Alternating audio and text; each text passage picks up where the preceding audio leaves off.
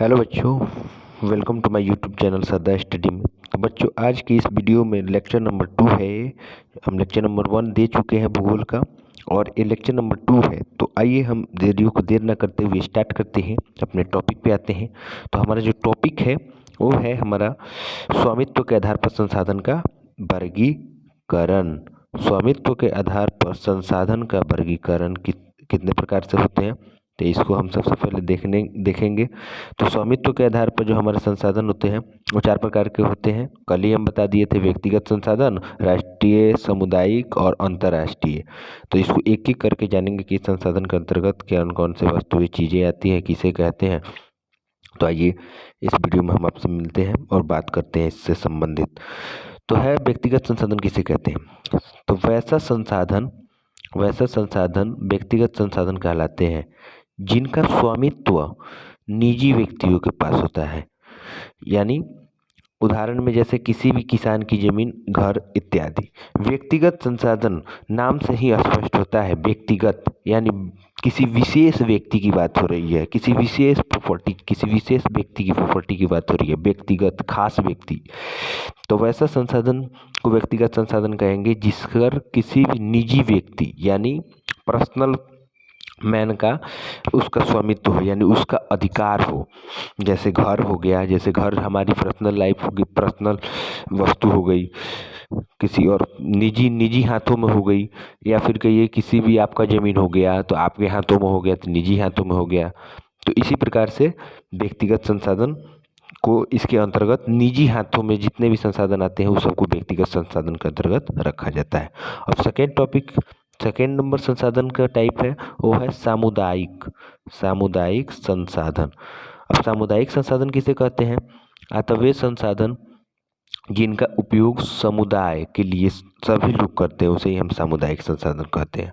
अब समुदाय के लिए यानी समुदाय पूरे जितने भी लोग हैं उस सारे के लिए यूज सब लोग करते हैं, उसका उपयोग सभी लोग करते हैं, किसी निजी व्यक्ति के हाथों में नहीं होता है।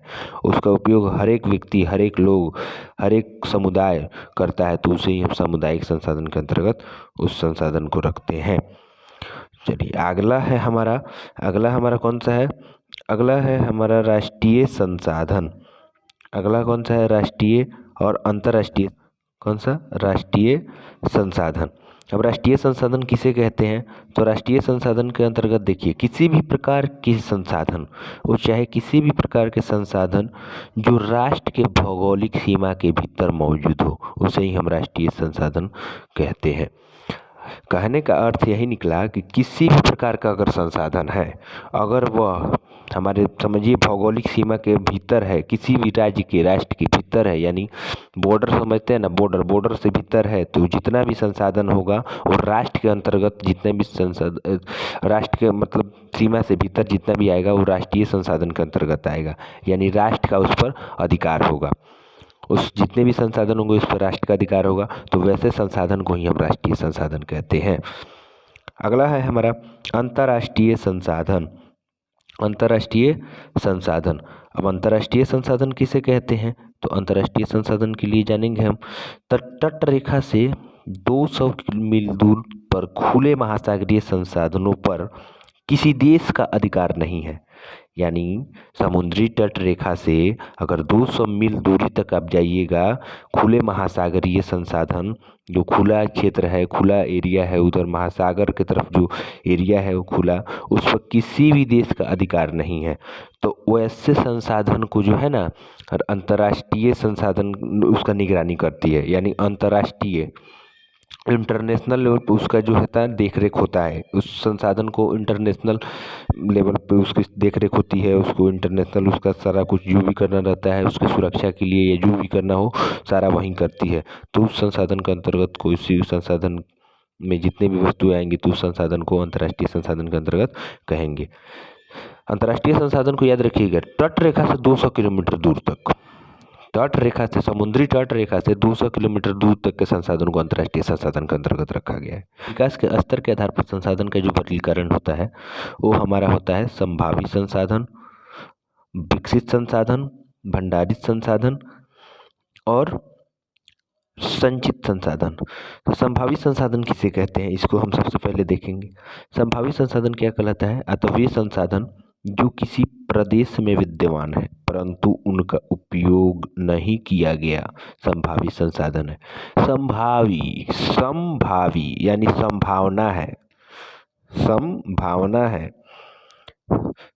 संभावी का संभावना अर्थ होता है, तो इसका अर्थ निकला हमारा कि वे संसाधन जो किसी प्रदेश में तो विद्यमान है, यहाँ तो मौजूद हैं, वहाँ पे चाहे तो उसका एथी कर सकते हैं, वो दिखते हैं वहाँ पे, लेकिन उसका उपयोग नहीं किया गया है, अभी तक उसका यूज किया ही नहीं गया है, उसकी संभावना है, तो वैसे संसाधन को ही संभावित संसाधन के अंतर्गत रखते हैं।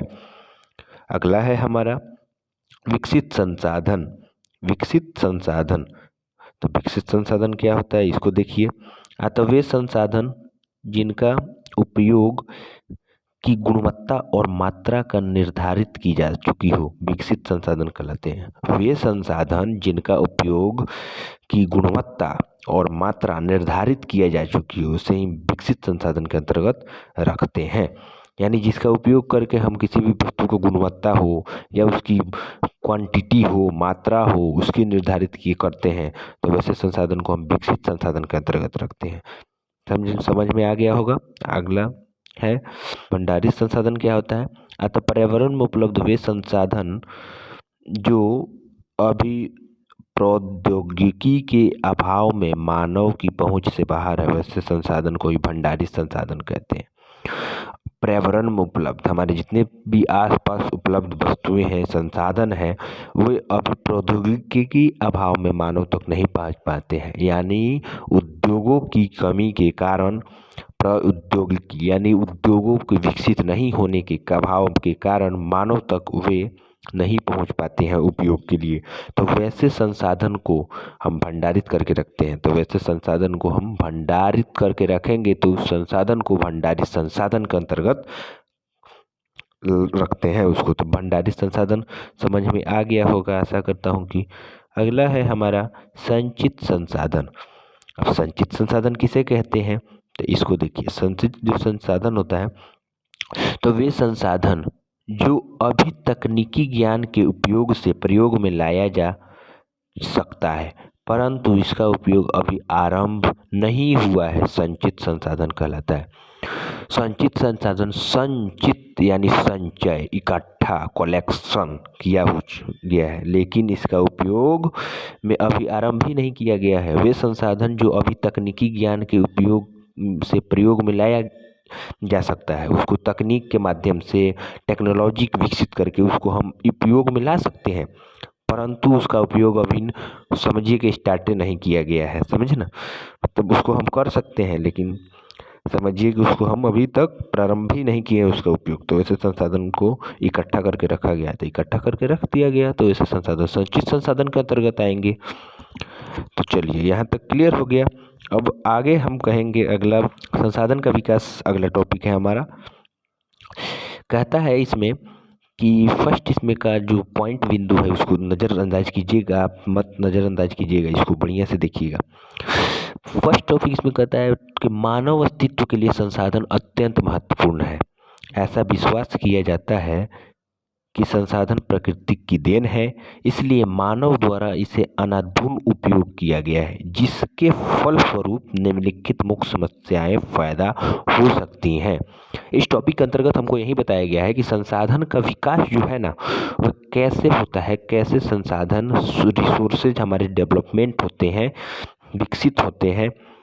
ठीक उसी प्रकार यहाँ पे बताया गया है। तो बताया गया है कि मानव अस्तित्व यानी मानव का जब अस्तित्व है इस पृथ्वी पर, इस धरती पे, तो उसके लिए संसाधन तो अत्यंत महत्वपूर्ण है। अगर संसाधन नहीं हो तो हम किसी भी प्रकार की वस्तुओं का उपयोग अपने जीवन में नहीं कर पाएंगे, और ना ही कर पाएंगे तो हमारा जीवन समझिए कि वैसे वैसे ही रह जाएगा ना। हम किसी भी आवश्यकता की पूर्ति नहीं कर पाएंगे तो फिर समझिए कि जीवन समझिए खत्म। हाँ जी, तो ऐसा विश्वास किया जाता है कि संसाधन जो होता है ना, वो प्रकृति की देन है, यानी भगवान ने उसे दिया है और इसे मानव द्वारा इसका अनाधुन उपयोग किया जा रहा है। समझते हैं कि नहीं, कहता है फ्री के धन बा, उपयोग करा धनाधन, वही हाल है। भगवान दे देते हैं फ्री का, हम लोग पूरा उपयोग यूजलेस उसको समझिए बेकार कर देते हैं, इतना ना यूज करते हैं उसको। हाँ जी, तो जिसके फलस्वरूप हमारे अब इतना ना उपयोग हम लोग कर देते हैं कि उसका साइड इफेक्ट आ जाता है। अब कोई भी काम देखिएगा जो हद से पार कर दीजिएगा तो उसका साइड इफेक्ट आ जाएगा। अधिक खा लीजिएगा तो पचेगा, बिहान बेला पता चलेगा कि वोमिटिंग हो रहा है तो कुछ और हो रहा है।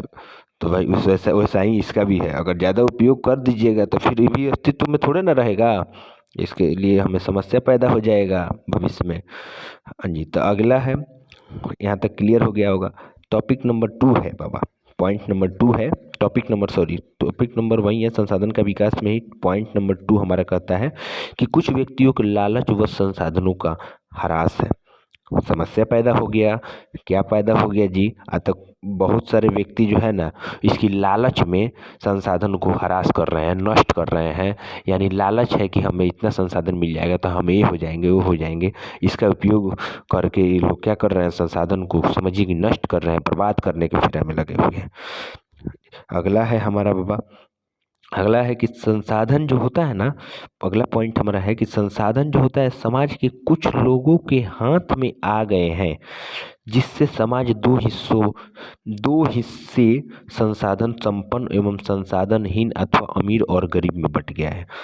अब देखिए यहाँ तक सवाल ये आता है कि संसाधन जो होता है अगर समाज के अगर हाथ में आ गया तो अमीर कहेगा मेरा है, गरीब कहेगा मेरा है। अमीर कहेगा मेरा है, गरीब कहेगा मेरा है। संसाधन अगर समाज के हाथ में आ गया तो अब इसी में संसाधन बढ़ जाता है दो हिस्सों में, और इसका उपयोग करके अमीर अपना यूज लगता है करने और गरीब कहता है कि हम यूज करेंगे। अब दोनों में लगता है समझिए कि विरोधाभास होता नहीं है, एक दूसरे के जलन की प्रकृति, हाँ जी, तो वही होने लगती है और एक दूसरे को देख कर और समझिए कि उसको धनाधुन उसका यूज करने में फेरा में पड़ जाता है लोग, और उसको ये नहीं पता चलता कि संसाधन बर्बाद होने के कगार पे आ जाएगा इतना यूज हम लोग करेंगे तो इसको यूज समझिए। अगला है हमारा बाबा, अगला यही है कि संसाधन का जो है ना, संसाधन की अनाधुन शोषण से वैश्विक परिस्थिति संकट पैदा हो गया है। जैसे कि संसाधन के अनाधुन वैश्विक परिस्थिति यानी विश्व में यह परिस्थिति संकट के रूप में, आपदा के रूप में पैदा हो चुका है। समझिए कि हमारे साथ आपदा आ गया है, संकट आ गया है, परिस्थितियाँ इतनी गड़बड़ हो गई कि संसाधन का इतना उपयोग अगर कर ले तो भविष्य में आने वाले समय में संसाधन ना रहेंगे।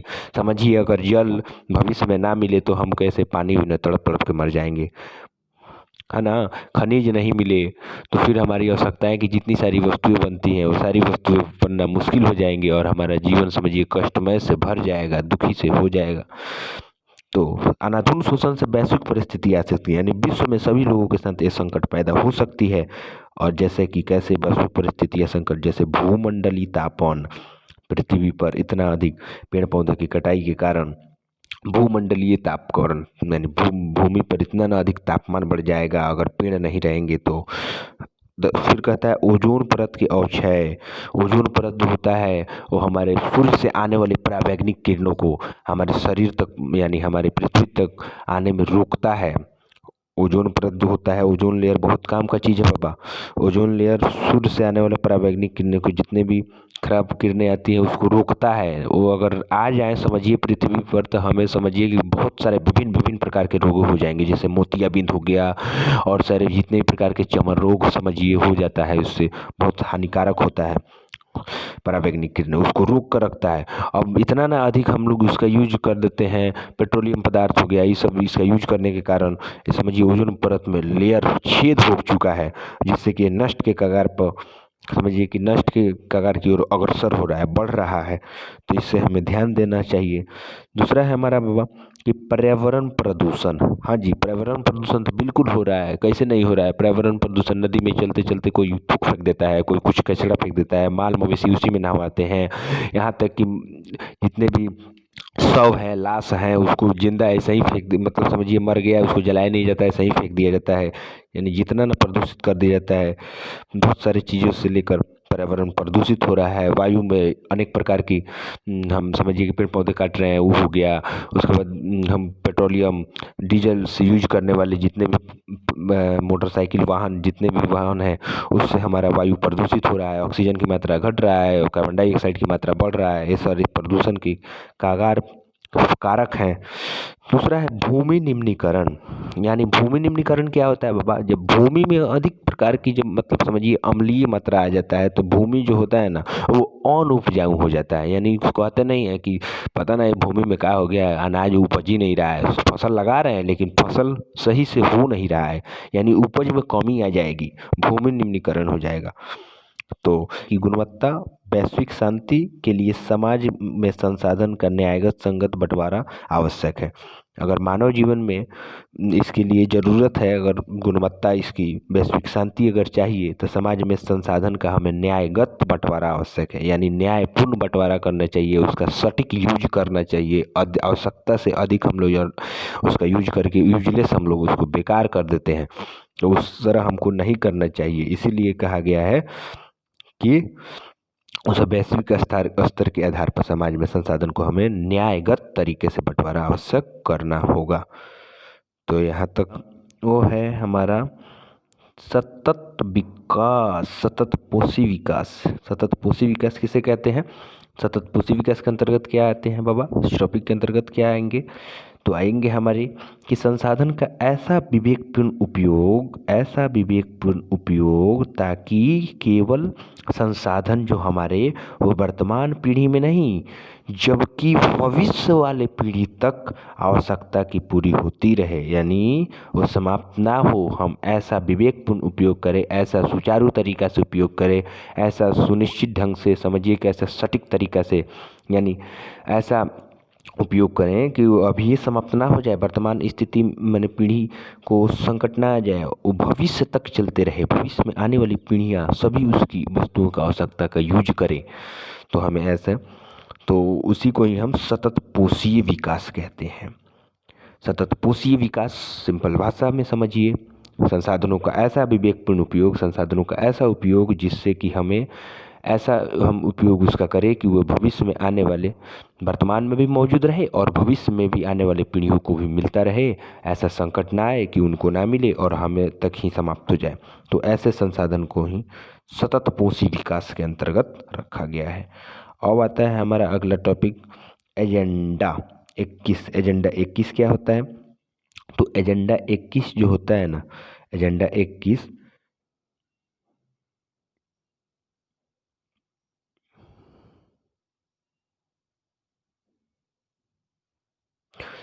अब आता है हमारा टॉपिक एजेंडा 21। अब एजेंडा 21 क्या होता है? तो एजेंडा 21 जो होता है, इसमें इसके अंतर्गत क्या हुआ था? तो 1992 में ब्राज़ील के शहर री डी जेनेरो में संयुक्त राष्ट्र पर्यावरण एवं विकास सम्मेलन के तत्वाधान में राष्ट्राध्यक्षों में एक अंडा 21 पारित किया था। एक अंडा 21 जो होता है बाबा, वो ब्राज़ील के शहर में री डी जेनेरो, जो जेनेरो में है, री डी जेनेरो नाम है, शहर का नाम है। 1992 में ब्राज़ील के शहर कौन था? री डी जेनेरो में संयुक्त राष्ट्र पर्यावरण एवं विकास सम्मेलन के तत्वाधान में राष्ट्राध्यक्षों द्वारा एजेंडा 21 पारित किया गया। इसका मूल उद्देश्य था संसाधनों को सुरक्षित रखना, संसाधन के सतत पोषीय विकास के लिए कार्यक्रम चलाना। एजेंडा 21 का मुख्य कारण क्या था? संसाधनों को सतत विकास, यानी संसाधनों को लंबे समय तक उसको चलाने के लिए एजेंडा 21 संयुक्त राष्ट्र पर्यावरण और विकास सम्मेलन द्वारा राष्ट्राध्यक्षों के ने एजेंडा 21 को पारित किया। एजेंडा 21 को पारित किया। एजेंडा 21 को पारित किया। अगला है उद्देश्य। इसका उद्देश्य क्या था? तो इसका उद्देश्य बता दिया। इसका उद्देश्य हमारा समान हितों,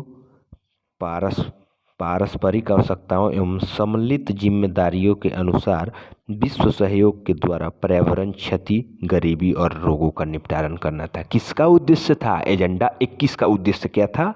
एजेंडा 21 का उद्देश्य था कि समान हित, पारस्परिक आवश्यकताओं, यानी परस्पर आवश्यकताएं, हर व्यक्ति की आवश्यकताओं को, समान हितों के, हर एक व्यक्ति के हितों के लिए, हर एक व्यक्ति के लिए जो हमारा उसके लिए विश्व सहयोग के द्वारा पर्यावरण जो हमारा क्षति हो रहा है, नष्ट हो रहा है, पर्यावरण में उपलब्ध सारे जो संसाधन हैं उनको हम क्षति पहुंचा रहे हैं, नष्ट हो रहा है, और गरीबी और रोगों से निपटारा दिलाना इसका मुख्य ही उद्देश्य था। एजेंडा 21 का मुख्य उद्देश्य यही था।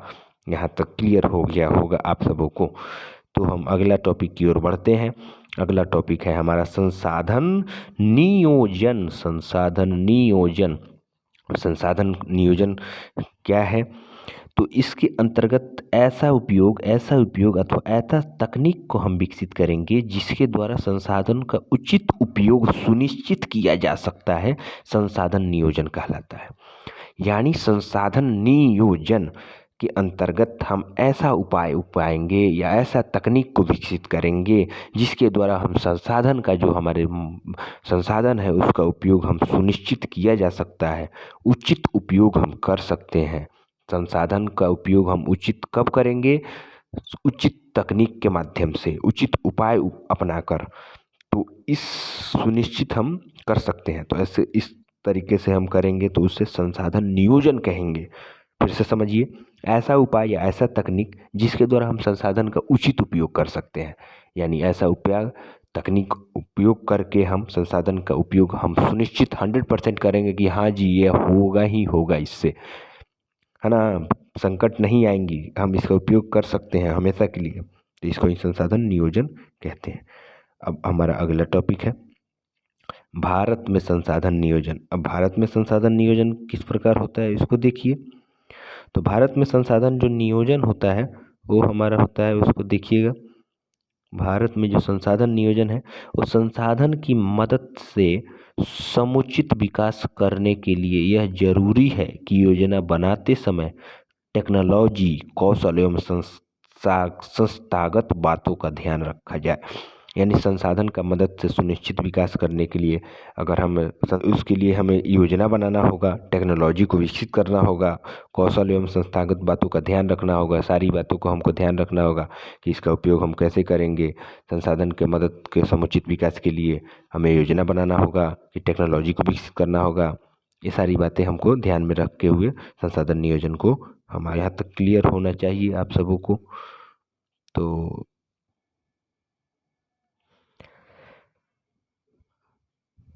हाँ जी, तो उसके लिए जो महत्वपूर्ण बातें हैं संसाधन नियोजन के लिए भारत में, उसके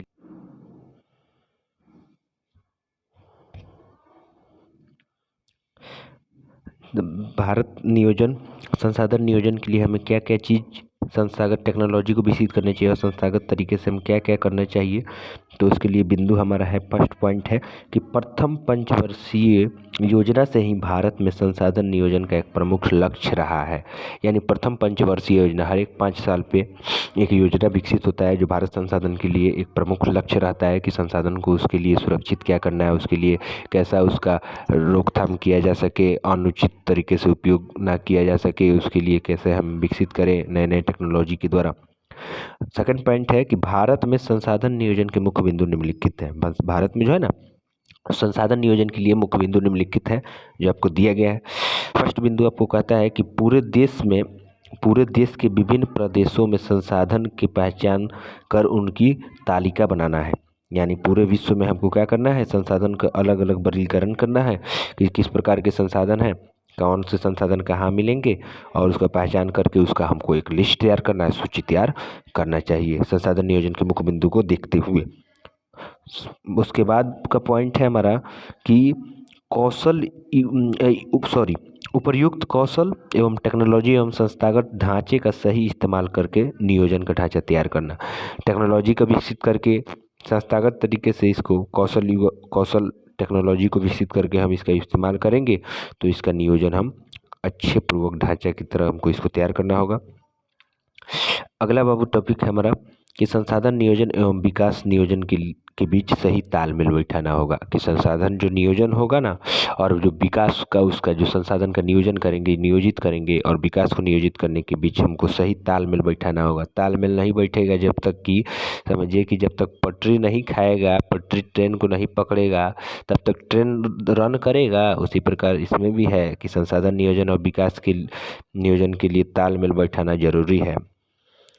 अगला है आपका कि संसाधन संरक्षण, ये महत्वपूर्ण पॉइंट है बाबा, इसको पूछता रहता है एग्जाम में और इसको आपको ध्यान में भी रखना है कि संसाधन संरक्षण आखिर हम क्या करें कि संसाधन जो है हमारा भविष्य टाइम तक चलते रहे, उसका यूज हम कैसे करें। तो संसाधन संरक्षण के लिए देखिए संसाधन का उचित प्रबंधन ताकि जल, भूमि, वनस्पति एवं मृदा का इस प्रकार उपयोग करना कि भावी पीढ़ियों की ज़रूरतों का भी ख्याल रखा जा सके। हाँ जी, इतना ना हम लोग यूज कर दे कि भविष्य में आने वाले पीढ़ियों को संकट में आ जाए, इस तरह हमको यूज नहीं करना है। हमको ऐसा ही यूज, इतना ही यूज करना है जितना कि यह भविष्य तक भी समझिए कि चलता रहे, इसको कोई हानि ना पहुँचे, ये भविष्य में आने वाले पीढ़ियों को भी कोई भी दिक्कत ना हो, उसको भी मिले संसाधन की कोई भी दिक्कत ना हो। तो इस प्रकार हमको उचित प्रबंधन करना चाहिए ताकि जल, भूमि, जितने भी हमारे प्राकृतिक संसाधन है या मानव निर्मित संसाधन तो खैर हटाइए, प्राकृतिक संसाधन है उनको कम से कम क्षति ना पहुँचे और भविष्य तक आने वाली पीढ़ियों को मिलता। अब है हमारा भू संसाधन। अब भू संसाधन भूमि, धरती, पृथ्वी, ये क्या है। तब इसमें महत्वपूर्ण बिंदु है कि भूमि जो है ना एक महत्वपूर्ण प्राकृतिक संसाधन है। हाँ जी बिल्कुल, भूमि तो बहुत सारे सदियों पुराने पृथ्वी में दबने के कारण इसका परत दर परत करने के बाद इसका निर्माण हुआ है भूमि, मिट्टी का। तो ये प्राकृतिक तो संसाधन है ही, इसे भगवान ही विकसित कर सकते हैं, प्राकृतिक की देन है ये। और देखिए दूसरा पॉइंट है कि प्रकृति जो है ना, वनस्पति हो गया, वन्य जीव हो गए, मानव जीवन, आर्थिक क्रियाएं, परिवहन और संचार व्यवस्था भूमि पर ही आधारित है। जितने भी हम क्रियाकलाप करते हैं वो सब का सब क्रियाकलाप हम पृथ्वी पर ही करते हैं। तथा जितने भी प्राकृतिक वनस्पति हो गए, पेड़ पौधे हो गए, वन्य जीव हो गए, हम लोग हो गए, या फिर किसी भी प्रकार की आर्थिक क्रिया हम करते हैं, परिवहन करते हैं, यानी यहाँ से वहाँ जाने आने का काम, गाड़ी घोड़ा चलाने वालाने, समझिए कि जितने भी गाड़ी घोड़े चलते हैं, वाहनें चलती हैं, संचार व्यवस्था होती है एक देश से दूसरे देशों में, टेलीफोन, बातचीत, इस सारा का सारा चीज़ हम समझिए कि भूमि पर ही आधारित है, यही भूमि पर ही हम कर सकते हैं। ये सारी की सारी व्यवस्था हम भूमि पर ही कर सकते हैं। अगला है कि भूमि जो है ना एक सीमित संसाधन है। हाँ जी बिल्कुल बिल्कुल, इसका निर्माण बहुत दिन बाद समझिए कि करने के बाद होता है, बहुत इसका यूज, तो इसलिए हमें इसका उपयोग सावधानी और योजनाबद्ध तरीके से हमको करना चाहिए।